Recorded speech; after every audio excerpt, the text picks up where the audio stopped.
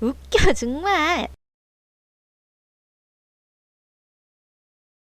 여러분의 구독과 좋아요는 영상 제작에 오지게 큰 힘이 됩니다.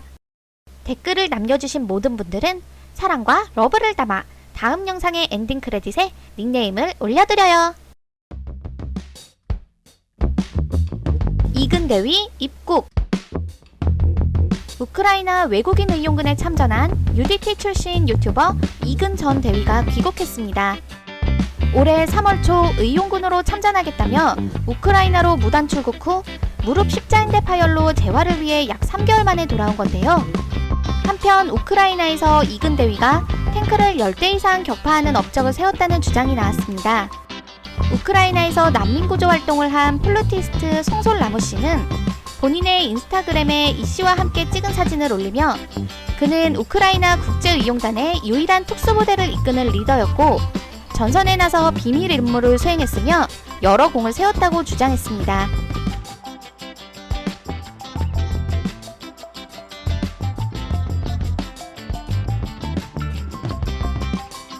소년제 결혼. 전 리듬체조 국가대표 소년제가 오는 8월에 9살 연상 일반인과 결혼식을 올린다고 밝혔습니다.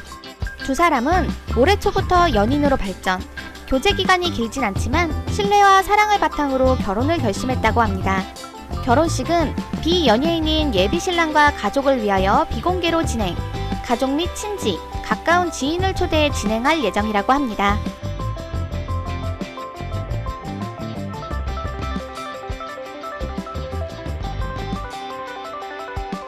송강호 칸 영화제 한국 최초 나무주연상 수상.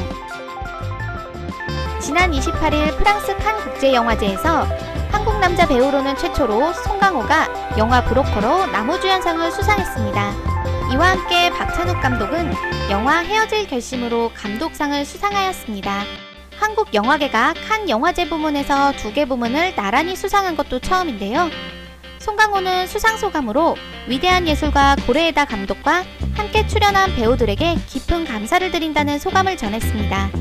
이어 박찬욱 감독은 코로나19를 겪으면서 극장의 손님이 끊어지는 시기가 있었지만 그만큼 극장이란 곳이 얼마나 소중한 것인지 깨닫는 계기가 되었다고 하였으며 주연 배우인 박해일과 탕웨이에게 진심 어린 애정을 표했습니다.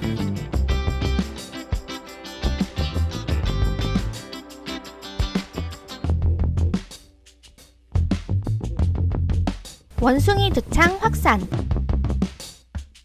이례적으로 전세계적 확산을 보이고 있는 원숭이 두창 감염 사태가 전 세계를 긴장시키고 있습니다. 원숭이 두창은 중서부 아프리카에서 풍토병으로 정착된 질병이나 최근 들어 비풍토병 지역으로 분류된 영국을 시작으로 유럽, 북미, 중동, 호주로 퍼졌으며 중남미에서도 확진자가 보고되었습니다.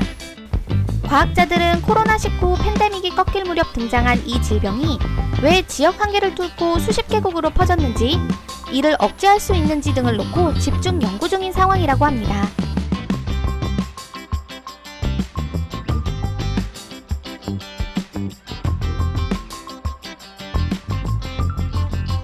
범죄도시 2. 지난 18일 개봉한 범죄도시2가 개봉 12일 만에 600만 관객을 돌파하며 흥행 열풍을 이어나가고 있습니다. 이는 코로나19 팬데믹 이후로 한국 영화 첫 사례이며 스파이더맨 노웨이 홈, 인터스텔라, 겨울왕국보다 더 빠른 기록입니다. 넌 뭐야? 까불인데요? 까불고 있어. 범죄도시2는 마석도와 강력반이 베트남에서 대한민국 영사관에 자수한 범죄자를 데려오라는 명령을 받은 후 베트남 현지에서 만난 악당 강해상과 벌이는 범죄 소탕 작전을 강렬한 액션과 코믹으로 풀어내 관객들의 호평을 받고 있습니다. 또 못살겠구네. 개X끼네 진짜. 이씨. 불렀냐? 아닙니다.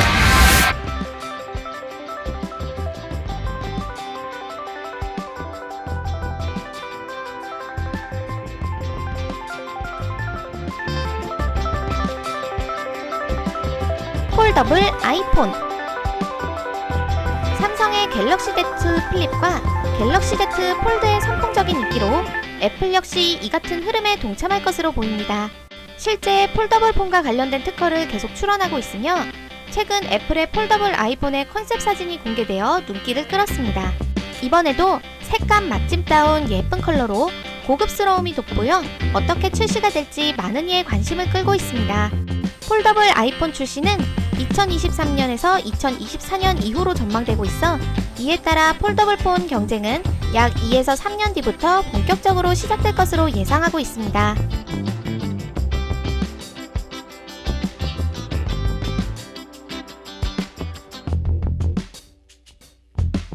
비제니 열애설. 열애설에 휩싸인 이후 침묵으로 일관하고 있는 걸그룹 블랙핑크의 멤버 제니가 영국 엘리자베스 2세 여왕 생일 축하연에 초대되어 공식 석상의 모습을 드러냈습니다. 또 최근 GD가 피스-1 인스타그램 프로필 사진을 손가락 욕으로 설정해 놓자 일각에서는 GD가 열애설이 제기된 비와 제니를 저격한 것이라는 주장을 펼쳤습니다. 결과적으로 현재까지 비와 제니 모두 입장을 밝히지 않은 상태로 SNS 활동을 재개해 팬들의 관심이 집중되고 있습니다.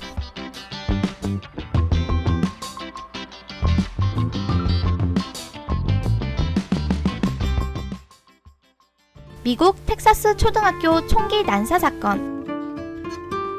지난 24일 미국 텍사스주 유벨디의 롭 초등학교에서 총격 사건이 발생하여 어린이 19명과 어른 2명, 최소 21명이 숨진 사건이 발생했습니다. 범인은 18세 고등학생으로 범행 전 자신의 할머니를 총으로 살해하고 왔다고 하는데요. 범인은 난사 후 바리케이트를 치고 40분 넘게 대치하던 중 경찰의 총에 맞아 숨졌습니다. 이 사건 이후 워싱턴 등 전국 34개 주 학생들이 총기 난사에 항의하고 총기 규제를 요구하는 시위에 나섰는데요.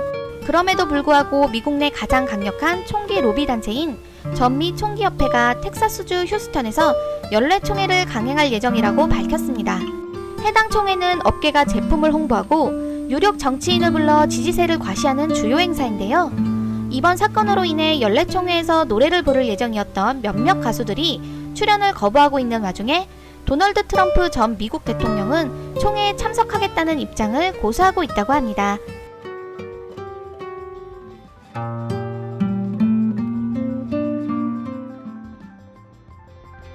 김포 하네다 노선 6월 15일 운항 재개 검토. 한국과 일본 정부가 김포 하네다 노선을 다음 달 15일부터 운항 재개하기로 하고 최종 조율에 들어갔다고 일본 산케이 신문이 보도했습니다. 양국 정부가 6월 1일 재개를 목표로 협의했으나 공항 직원과 방역 담당자 확보에 시간이 걸려 재개 시기가 늦어졌다고 전했습니다. 노선이 재개되면 주 8회 16편의 항공기가 두 공항을 오가게 되며 2020년 3월 1에 중단된 하늘길이 다시 열리게 되는 것입니다. 일본 정부는 다음 달 10일부터 외국인 관광객 입국을 재개하지만 코로나 확산을 막기 위해 여행사를 통한 단체 관광만 허용한다고 합니다.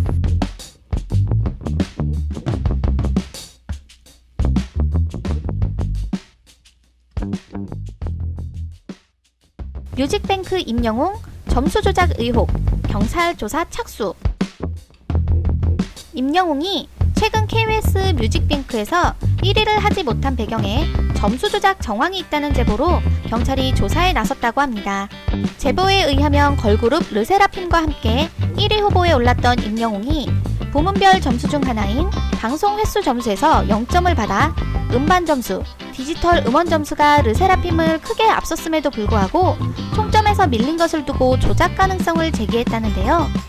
KBS 측은 순위 집계 기간인 2일에서 8일에 KBS TV, 라디오, 디지털 콘텐츠에서 임영웅의 다시 만날 수 있을까가 방송되지 않았다고 설명했다고 합니다. 이에 팬들 사이에서는 집계 기간에 라디오에 임영웅의 노래가 나온 적이 있다는 얘기도 나왔습니다.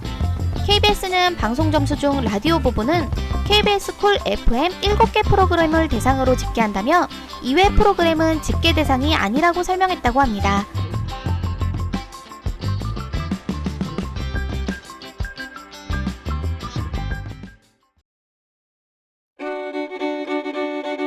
구독과 좋아요 댓글도 남겨주세요.